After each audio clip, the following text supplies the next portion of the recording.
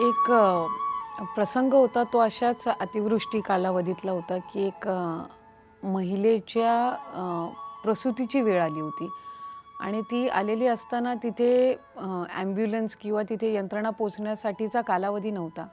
अशा वेळेला तिथल्या गावातली एक काही महिला ज्या आहेत अंगणवाडी सेविका आणि आशा सेविका आहेत यांनी त्या अगदी पायवाटेवरून त्या महिलेला म्हणजे जिची प्रसूती होती तिला ते घेऊन आले होते आणि त्यांनी प्राथमिक आरोग्यापर्यंत पोहोचवलं होतं. उरण आणि त्या भागामध्ये झालेला हा एक प्रसंग होता आणि मला असं वाटतंय तो मला अजूनही आठवतो कारण ज्यावेळेला आपण दुर्गेच्या रूपाचं आपण इथे वर्णन करतोय त्यावेळेला ती कुठल्या रूपाने आपल्यापर्यंत आपल्याला अडचण असताना पोचेल याचा आपण खरा अंदाजही लावू शकत नसतो. आणि त्या महिलेचा जिची डिलिव्हरी होणार होती तिच्या त्या प्रसंगामध्ये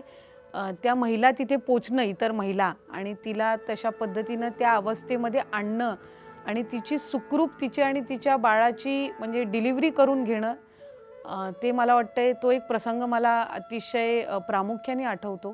त्यामुळे आपल्याला दुर्गा ही कधी कुठल्या रूपामध्ये दिसेल आणि आपल्यासाठी तिचा आशीर्वाद कशा पद्धतीनं उपलब्ध होईल याचा वर्णन करणारा हा एक प्रसंग होता.